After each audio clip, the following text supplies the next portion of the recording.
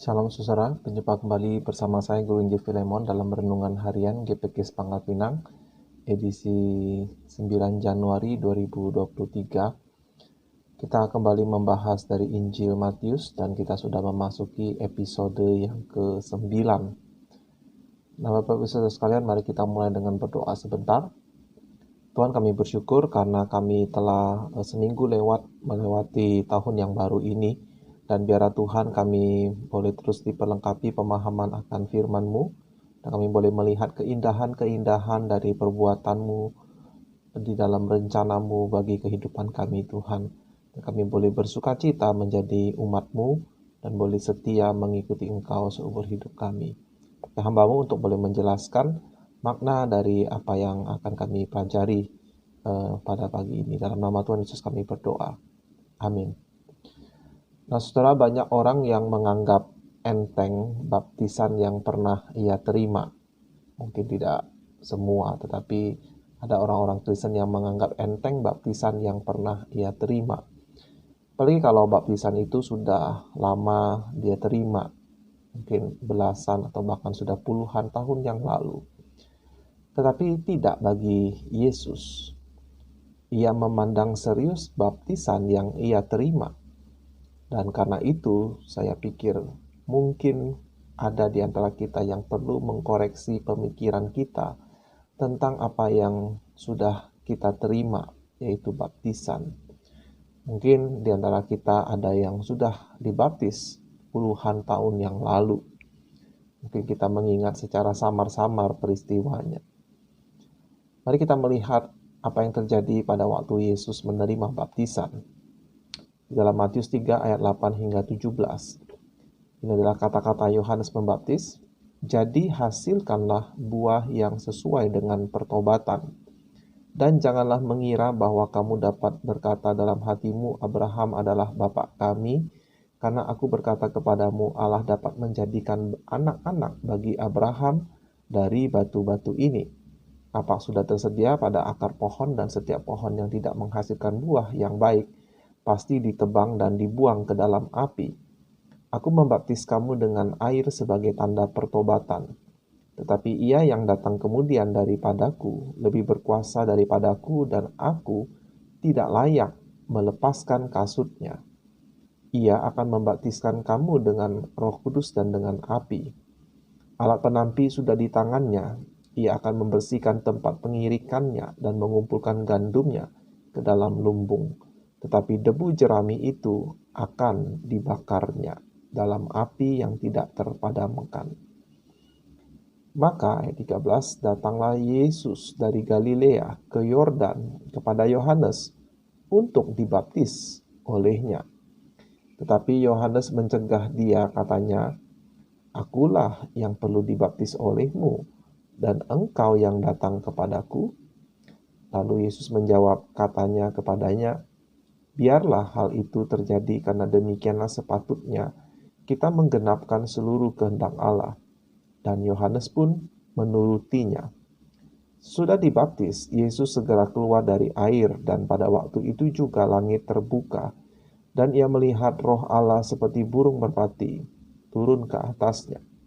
Lalu terdengarlah suara dari surga yang mengatakan, Inilah anakku yang kukasihi, kepadanyalah aku berkenan.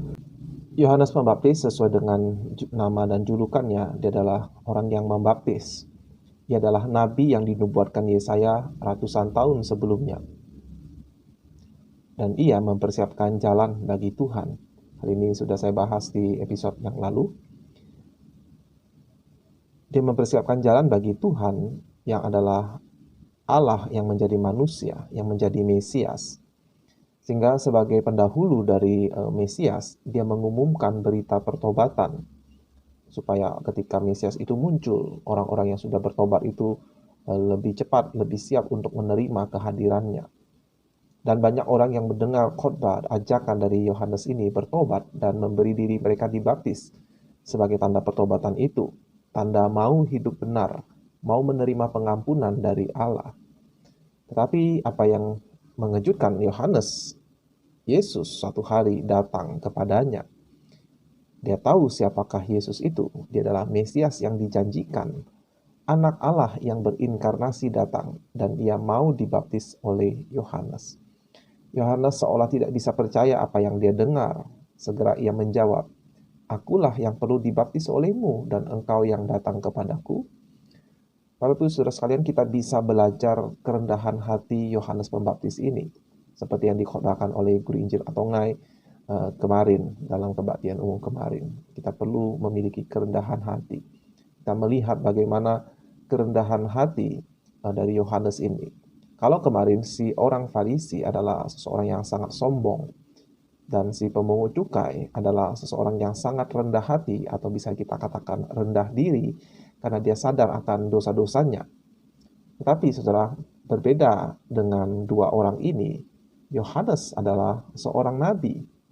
Dia adalah seorang nabi yang rendah hati.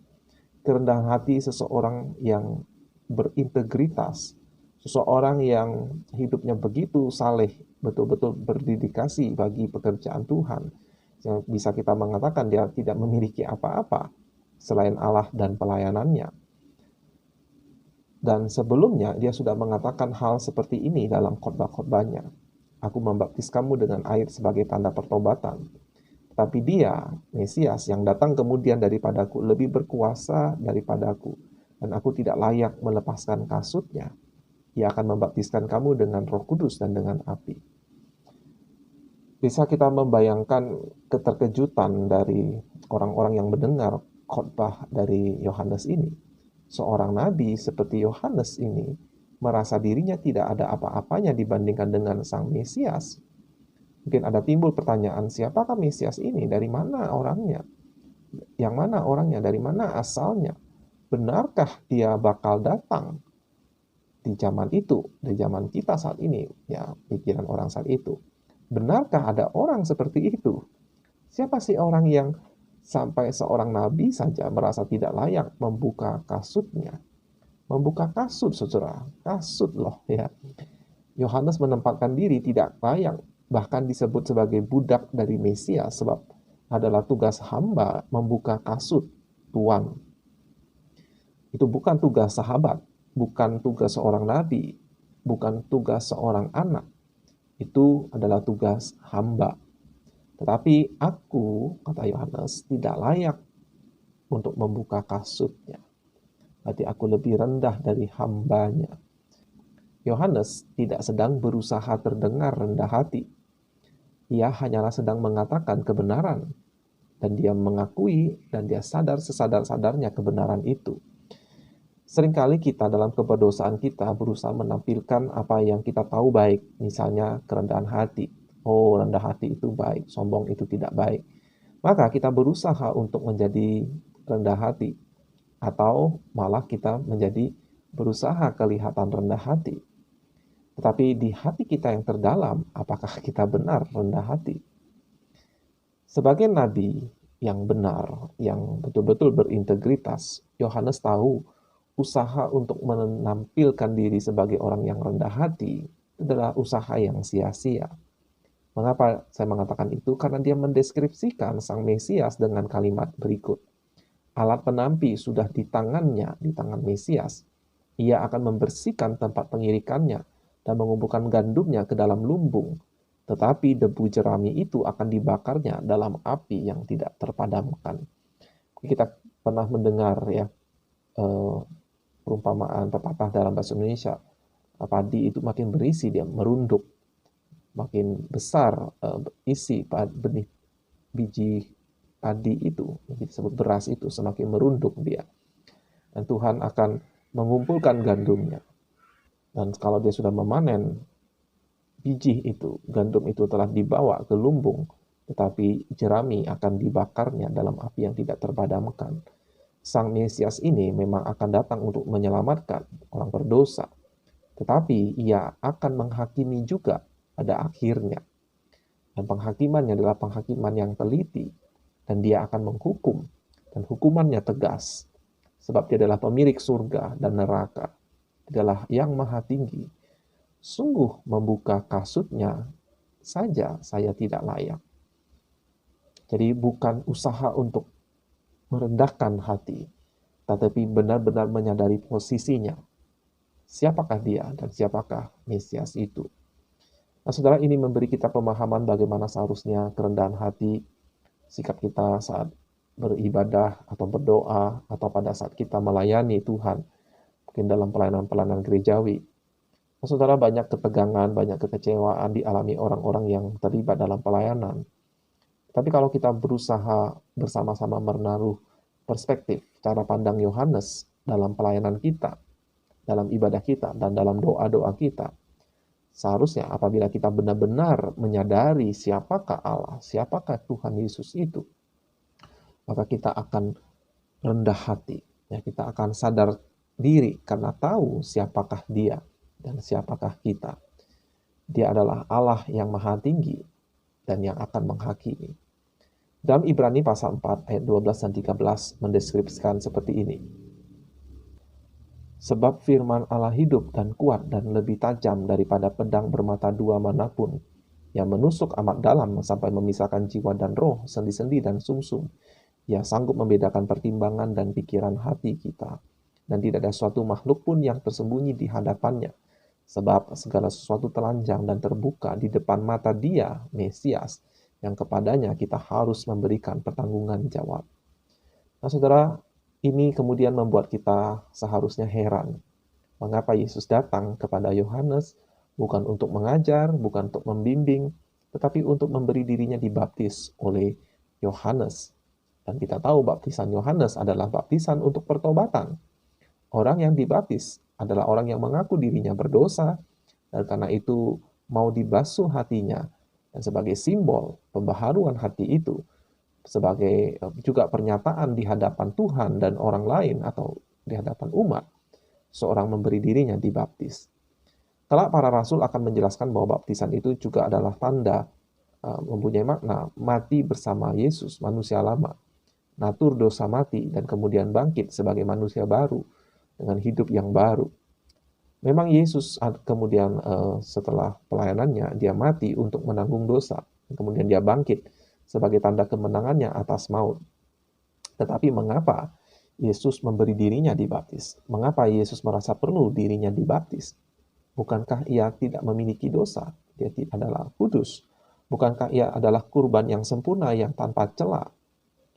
Dan benar, Ibrani 4 tadi ayat 12 dan 13, ayat 14 yang mengatakan demikian.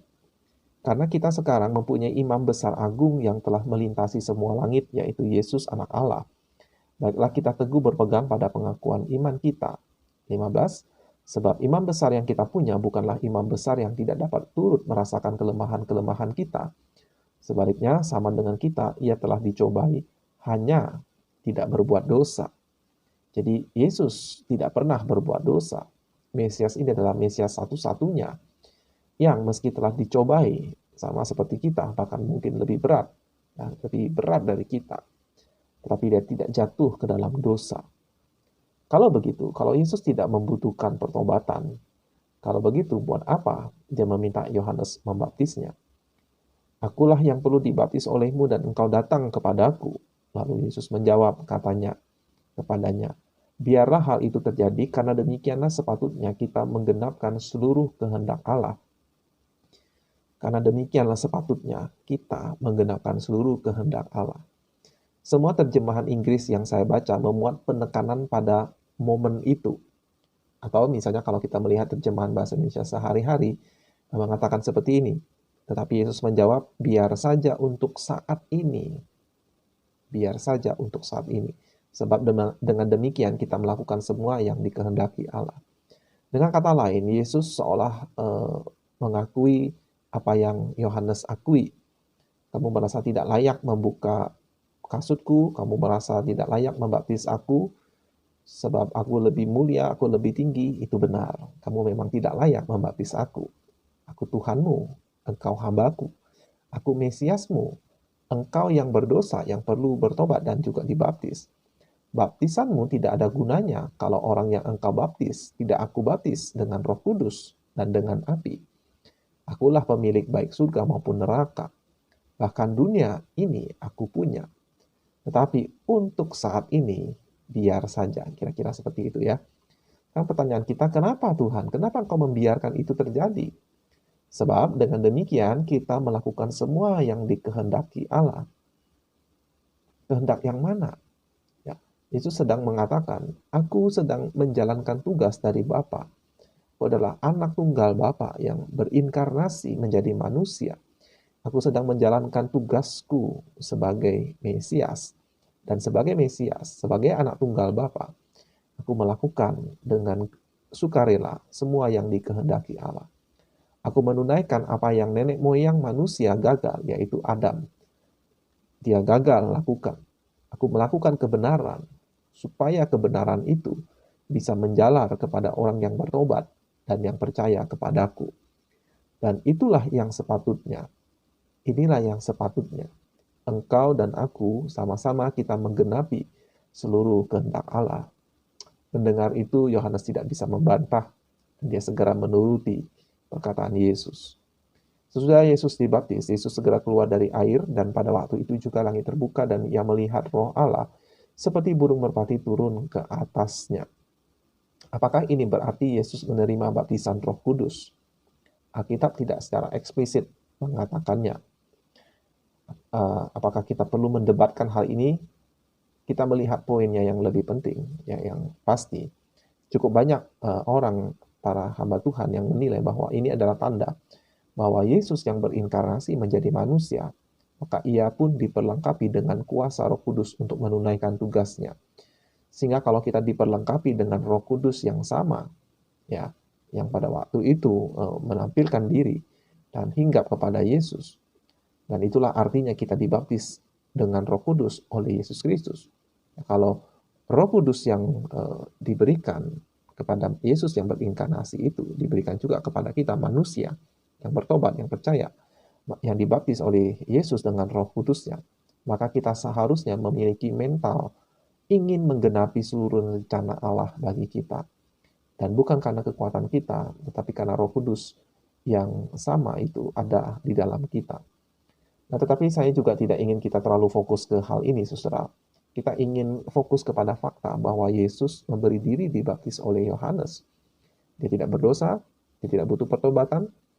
Baptisan Roh Kudus yang kelak Yesus lakukan, itulah yang menentukan apakah baptisan air yang diterima seseorang benar-benar bermanfaat atau tidak, benar-benar efektual atau tidak. Sekarang, mengapa Yesus dibaptis? Untuk menggenapi seluruh kehendak Allah. Kehendak yang mana? Untuk menjawab ini, saya akan mengutip beberapa ayat di luar Injil Yohanes, Roma 6 ayat 3 hingga 5. Atau tidak tahukah kamu bahwa kita semua yang telah dibaptis dalam Kristus, telah dibaptis dalam kematiannya. Dengan demikian, kita telah dikuburkan bersama-sama dengan Dia oleh baptisan dalam kematian, supaya sama seperti Kristus telah dibangkitkan dari antara orang mati oleh kemuliaan Bapa, demikian juga kita akan hidup dalam hidup yang baru. Sebab jika kita telah menjadi satu dengan apa yang sama dengan kematiannya, kita juga akan menjadi satu dengan apa yang sama dengan kebangkitannya. Lalu, Galatia 3 ayat 27 hingga 29. Karena kamu semua yang dibaptis dalam Kristus telah mengenakan Kristus. Dalam hal ini tidak ada orang Yahudi atau orang Yunani, tidak ada hamba atau orang merdeka, tidak ada laki-laki atau perempuan, maksudnya tidak ada perbedaan, karena kamu semua adalah satu di dalam Kristus Yesus.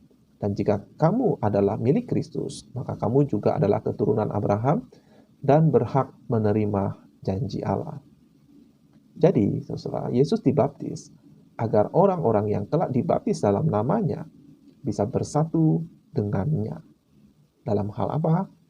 Dalam hal kematian atas dosa dan juga dalam hal kebangkitan untuk hidup yang baru, hidup yang kekal. Dan kesatuan dengan Kristus ini digambarkan seperti sebuah tubuh. Kristus sebagai kepala, kita adalah anggota-anggotanya, anggota tubuhnya. 1 Korintus 12 ayat 12 hingga 14. Karena sama seperti tubuh itu satu dan anggota-anggotanya banyak. Dan segala anggota itu sekalipun banyak merupakan satu tubuh, demikian pula Kristus.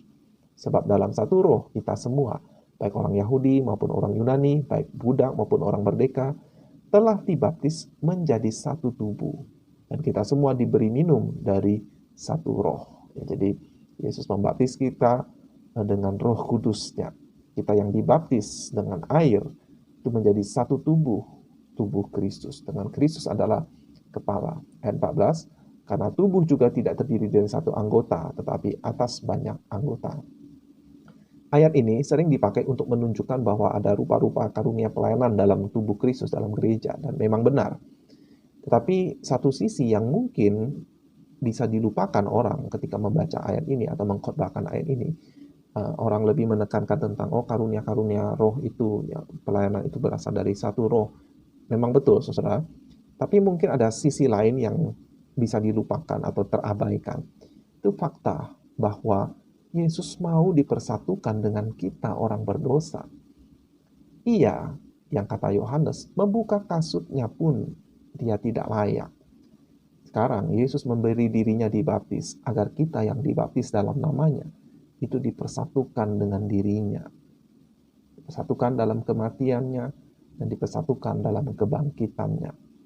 Yang kemudian kebenaran ini, kesatuan ini, ingatan akan kesatuan ini dilanjutkan lewat perjamuan kudus, di mana kita makan roti yang adalah simbol tubuh Tuhan, berarti kita menjadi satu dengan Kristus dan dengan jemaat. Dan kita minum anggur sebagai simbol dosa kita telah ditebus dengan darah Kristus, kematiannya, dan juga kita telah mengikat perjanjian dengan Tuhan yang dimeteraikan dengan darahnya.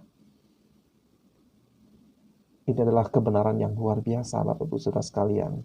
Dengan mengingat baptisan yang Yesus terima dan mengingat baptisan yang kita terima, kita ingat Yesus seniat itu dipersatukan dengan kita. Kita yang rendah, Yesus yang mulia itu. Kita adalah orang berdosa, tapi Yesus mau mengampuni, mau menanggung seluruh dosa kita dan menjadikan kita saudara-saudaranya, ya, saudara adopsi yang diadopsi oleh Bapaknya. Dan selanjutnya, seolah-olah tidak dapat menahan diri, seolah-olah loh ya, Bapa yang tersembunyi itu, Bapa yang tidak terhampiri itu, memberikan cicipan akan kerinduan hatinya, rencana besarnya, itu agar manusia yang berdosa itu bisa kembali kepadanya, agar manusia yang berdosa itu berpaling dan bersatu dengan anak tunggalnya, dan dengan demikian bersatu juga dengan dirinya. Kita bisa baca di Yohanes pasal 17. Seolah sangat-sangat excited, Bapa berseru dari surga, ayat 17, lalu terdengar suara dari surga yang mengatakan, inilah anakku yang kukasihi, kepadanya lah aku berkenan. Sukacita Bapa kepada anak, dan sukacita anak kepada Bapa. Di dalam Yohanes 17, Yesus mengatakan, supaya sukacita kami, sukacita Allah itu ada penuh di dalam kita. Dalam terjemahan lain mengatakan, inilah putraku yang kukasihi, yang padanya aku sangat dipuaskan, atau aku sangat bahagia karena dia. Inilah anakku yang kukasihi, ia menyenangkan hatiku. Tentu saja Bapak Ibu Saudara sekalian, bukan Bapak itu tidak bisa menahan diri sehingga dia berseru dari surga. Melainkan dia tentu saja dia sengaja memperdengarkan suaranya kepada orang-orang yang ada pada saat itu, terutama murid-murid Yesus, agar mereka tahu siapakah Yesus itu. Mereka tahu di balik jubah seorang tukang kayu itu, yang sekarang akan menjadi rabi mereka, menjadi guru mereka, itu adalah anak Allah. Nah saudara, tujuan pertobatan kita, tujuan penebusan yang Yesus lakukan adalah agar sukacita Bapa dan sukacita Yesus itu penuh di dalam kita. Allah Tritunggal itu adalah Allah yang maha bahagia, yang sukacitanya tidak tergoyahkan, bahkan dengan dosa-dosa kita. Ketika Yesus yang berinkarnasi itu menaati perintah Bapaknya dengan begitu baik, dengan begitu sempurna, Allah Bapa begitu disenangkan. Dan itulah tujuan Bapa mengutus anaknya, supaya kita ditebus dari dosa-dosa kita yang membuat dia murka itu, agar kita bisa hidup dalam kekudusan dan bisa menyenangkan hatinya, seperti yang Yesus lakukan kepada Bapa. Nah saudara, itulah surga, itulah keselamatan, itulah tujuan kita diciptakan, dipelihara dan ditebus, dan kemudian dipelihara kembali sampai Tuhan memanggil kita, atau sampai Yesus kembali dan mempermuliakan kita, yaitu agar kita menyenangkan hati Allah, dan Ia dengan sukacita, dengan gembira, Dia pun memuliakan kita, jadikan kita anak-anaknya. menjadikan kita ahli waris dari kerajaannya bersama-sama dengan Kristus. Sungguh ini adalah kasih karunia yang luar biasa, Bapak Ibu Saudara sekalian. Sebuah kehormatan yang sebetulnya kita tidak layak. Seperti Yohanes sadari dia tidak layak, tetapi dia melihat kasih karunia Allah kepada dirinya. Kiranya renungan hari ini boleh memberkati kita dalam perjalanan iman kita. Ingat akan baptisan yang kita terima. Ingat akan baptisan yang Yesus terima. Yesus ingin dipersatukan dengan kita, dan kita dipersatukan dengannya. Sampai jumpa di episode berikutnya. Tuhan Yesus memberkati.